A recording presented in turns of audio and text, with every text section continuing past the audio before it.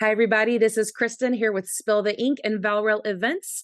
Today's awesome author is Emily Antoinette, who has written Space for Love, which is a cozy alien romantasy.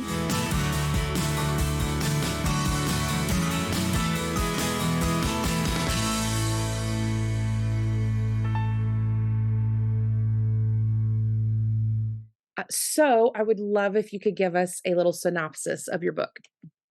Of course.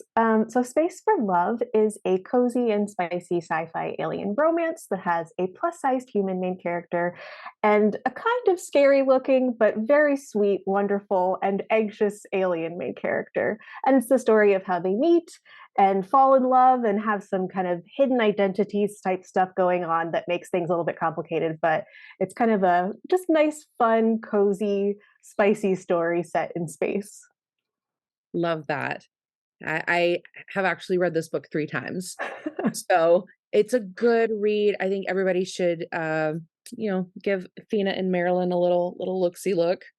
On your TikTok, you did an awesome campaign leading up to the release of Space for Love. It was Alien August, and you're talking about all of your alien wrecks. Can you give us some of those here?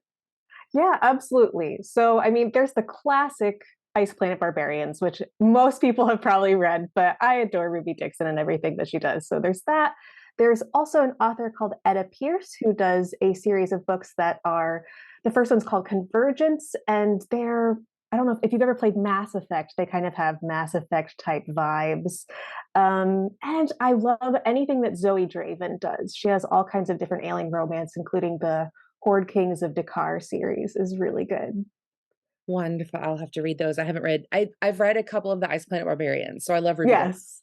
but I'll Yeah. have to check out some of those other ones. I didn't realize how much I loved alien romance books until Tina and Yeah. Marilyn happened across my. I was like, oh my gosh, this is great. Yes. Yeah, yeah. Yeah, Ruby Dixon for sure. I was like, wait, I love sci-fi. I love aliens. Why have I not been reading alien romance? And is that part of what prompted you to start writing? Yeah, definitely. I think that I've always had the thought of wanting to write a book, but never really had the motivation. I'm kind of just the type of person, though, that one day I'm just decide to do something. And it was after binging a lot of Ruby Dixon books and some other like monster romance that I was like, you know what? I'm just going to do it. I'm going to do my version of what I want to do for alien romance because I haven't read a story like mine. So let's just write this. I 100% agree. I the representation of your FMC as a plus size kink positive woman is absolutely thrilling. I am a plus size kink positive woman. So being able to like read that on a page, I was just like, oh, I would be friends with this lady. This is fantastic. This is so good. I um I want to know, and feel free to answer as much or as little of this as you want. Yeah. Did you write some of the kink friendlier stuff from your perspective, or did you have to do research on it? A little bit of both. So, like, some of it was from personal experience, some of it was not. Like, I've never been tied up in a like, garden. In a hollow deck, Yeah, in a in a cake deck, holodeck. Yeah, like so on the that same that I did campus. have to do some. Yeah, yeah, I did have to do some research more on like bondage type stuff because while I'm interested in it, it hasn't been something that's come up. But yeah, lots of research, lots of a little bit of personal experience. But yeah, yeah. Well, and the idea of, because there's a scene specifically where she's in the hollow for the first time, and her best friend, Mesley, Hmm. she's like, "Oh, ask them for number 38 or 37, something like that." Yeah, yeah. And she gets freaked out at one point and stops it, and Mhm. they immediately go into aftercare. And I was like, Yeah, "I love this." It's a wonderful representation of how that kind of a dynamic is supposed to go. And so I was good. it's really good reading it. It was so good. Oh, I'm so glad. That Yeah, makes me really happy. good, good, good. So in all of your um, uh, amping up and reading these types of storylines, do you have anything that's in your TBR that you're like excited to get to now that your first book is out? Oh, yeah. I've been reading a lot of just random monster romance. I'm trying to think if there's anything that I haven't finished that I want to read. Actually, there was an anthology that came out recently that's a bunch of different sci-fi romance short stories that are kind of like spooky themed. And I read one of the short stories from it. It's called, I think, Supravellum. And it has like super long. I've been really meaning to look into it because then I'll get to sample a bunch of different authors and see what I like. So yeah, that's on my TBR. Awesome. And what was the name of that again? Supravellum? I can send the, how Yeah, it's yeah, spelled. send Yeah. it to me because I have started also reading anthologies for that purpose too. So there's a couple of authors that have been contributing to anthologies that I was like, oh, this looks really good. I'm going to read it. So yeah, send it over Yeah. to me. I'd love to read it.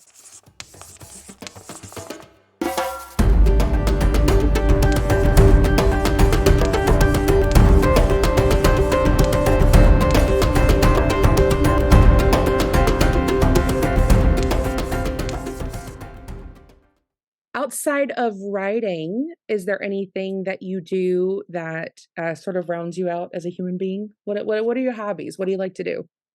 Yeah, I love playing D&D. I actually have a romantic and role play focused D&D podcast called Roll for Romance that I've been doing for about 2 years. It's 2 years in August. Yeah, we took a little bit of a break when I released the book, but yeah, I that takes a lot of my time producing and being a DM for a podcast is a lot, but I love it. And I dance. So I used to be a professional belly dancer.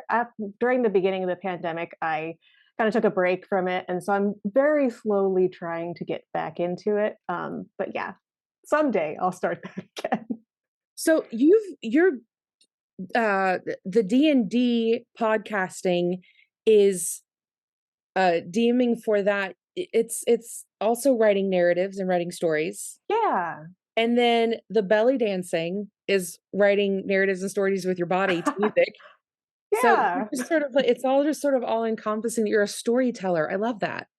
Oh, thank you. Yeah, that's a really great way of putting it. Yeah, yeah. Well, so have you if this is your first book, I'm assuming you have like another way to make income. Yes. Yeah, yeah. Okay. So are you comfortable telling us what your muggle job is? Sure. I won't say what company I work for, but I work in the games industry and I do like data analytics, video Okay. games. Yeah. Ah, I'm a video gamer too. Love it. Yes. Okay. And so how do you balance work life and writing life? How do you figure out how much time to spend on writing as opposed to, you work set hours, you come home, you do life things, and then you write. Like, what's your ratios? Yeah, it's tricky. I'm very fortunate in that I get to work from home with my day job, so that makes a huge difference because like you get those couple of minutes here and there to be able to take care of regular life stuff and then so that I can when I'm done with work like set an hour aside or whatever to write. But it's a lot. Like a constant struggle or not struggle. Let me say that again. It's a constant balancing act, I think, between work and writing and like resting and taking care of myself and socializing. But I love it. I'm the type of person that wants to be doing lots of stuff. So it kind of feeds my soul to be able to write. And how do you get in the mood to write? So, like, you have like a 10-minute break from work and you're like, I'm gonna put in 500 words. Do you have like a playlist that you listen to? You light a candle? Like, what's Yeah, I I'm not very good at this, but I do put on some like lo-fi music because that just helps my brain to get into the right space to focus on writing and not all the other millions of things that are floating around in my brain. But I don't have any really good rituals yet. I haven't developed anything other than just saying, okay, Emily, you have to go sit down and write now. That's because it's kind of like feels a little bit like a chore until I actually get going, and then I really enjoy it. But up until that point, the inertia of not writing, I'm like, "Oh, no, I don't wanna do it. I hate it. I hate it." But then I'm stubborn as well, so I can make myself actually commit to doing it. So for me, it's more like consistency and routine versus a really fun, cool ritual. Although if I could come up with a ritual, that would be awesome. Well, and maybe your ritual is disciplining yourself. Yeah, that's That could true. be, like a bootstrap type of disciplinary. That's totally a ritual. Yeah, I mean, I'm very nice to myself about it. I'm like, "Come on, you know you wanna do this, you wanna write this book, you gotta go do it." And then I, like, praise myself afterwards. So you're your own dom. Exactly. You're your own writing dom. Exactly. Oh, that's like a whole new classification. I love this. Like you're Yeah. like, if you write 500 words, you get ice cream. Okay, thanks, me. Like that's Yeah. I think that's the best writing ritual I've ever heard of. I'm just saying, hands down, I would write for those reasons. So, Mhm. oh, that's so funny.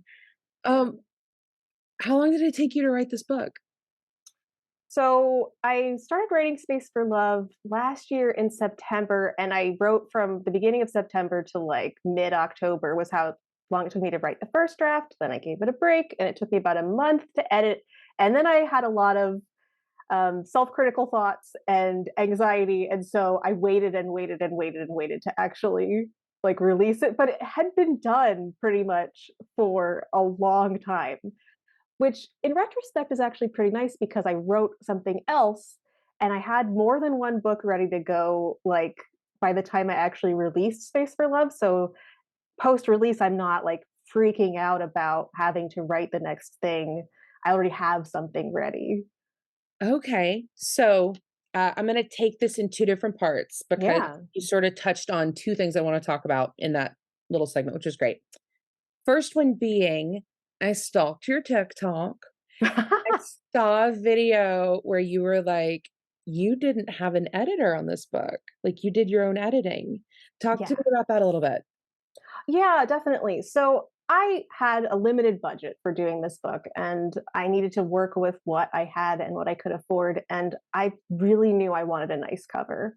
That was like my number one thing. And so I didn't have the budget to hire an editor, as much as that would have been incredible. So it was a lot of personal labor of checking things, having other friends who were amazing look at my stuff and proofread, and many passes of looking at the book.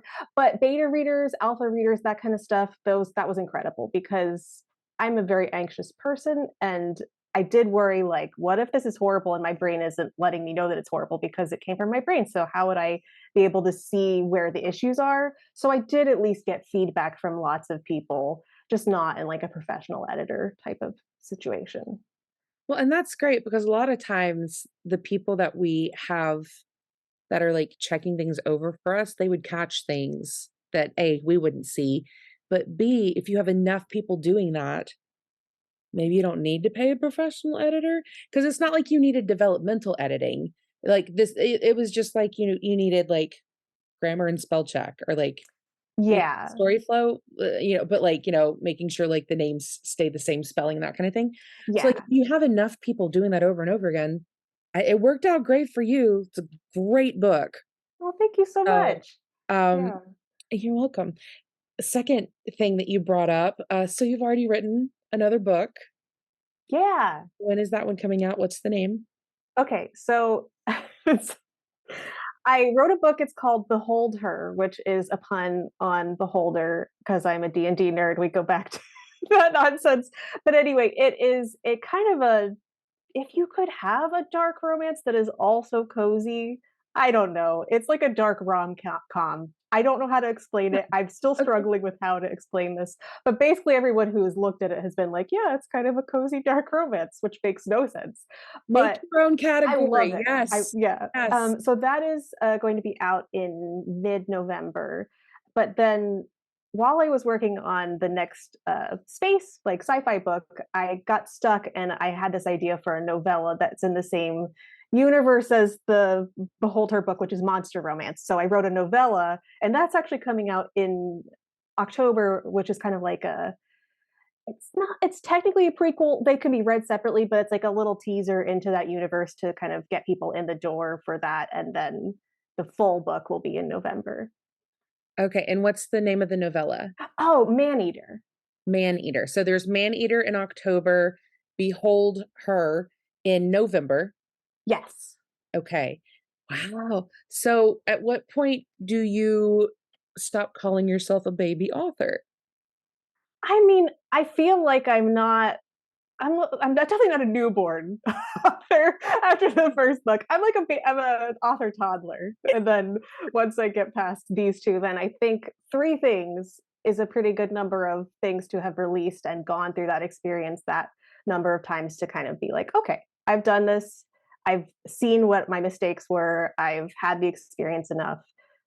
If I want to be super nerdy, it could again be going back to D&D, getting the experience points to level up beyond being a baby author. Yeah, Get your dexterity up and yeah, exactly. modifiers and make sure you're, Yes. yeah, love it.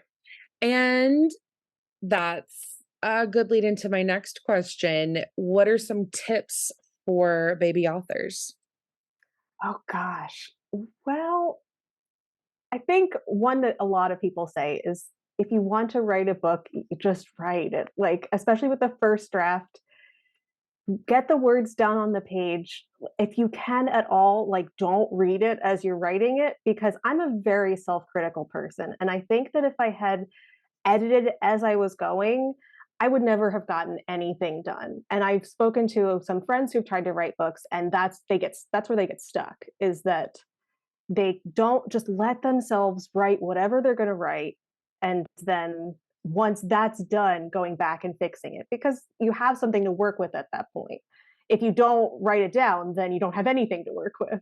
Right. So yeah, that's as far as my number one tip is, just please just write it. Even if it's horrible, even if you think it's the worst thing ever, I bet you it's not going to be as bad as you think it is when you go back and take a look at it.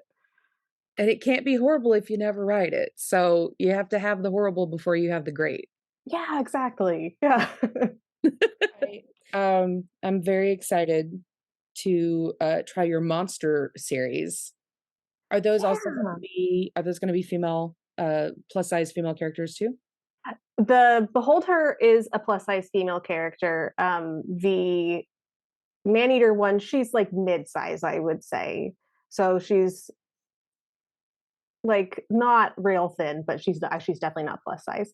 But I wanted to write that story with some more body variety for the guy. The guy is very kind of thin, string beanie kind of rail thin type person, because we don't get a whole lot of body diversity in the men. And then in Mesley's book, the male character is plus size, so it'll be it'll be good. There's actually a plus size woman and a plus size male character in Mesley's book that are the romance interests. I love that so much, and that's 100% true. I as a plus size woman and, seeing the plus size representations that are out there, I don't know that I can name any books where there's a plus size man. There aren't very many. I love when I find them and I can read them, because I just like body diversity in general for books. Yeah. Yes, and I agree with you. I think saying body diversity is better than saying, like, strictly plus size, because, like, that also gets into different, able-bodiedness Hmm.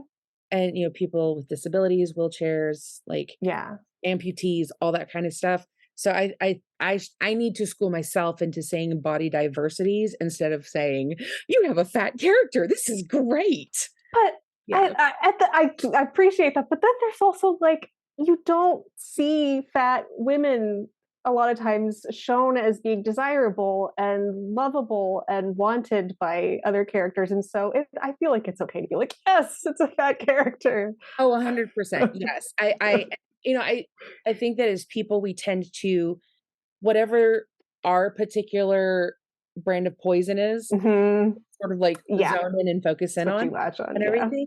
But I also, like, I wanna make sure personally, this is just me, I wanna make sure that I'm always trying to help give voices to Yes. those that maybe don't have as big of a collective voice to say something. Oh yeah, So, absolutely. yeah, but no, like, I'm ecstatic about your descriptions of plus size bodies in general in Space for Love are so exquisitely done.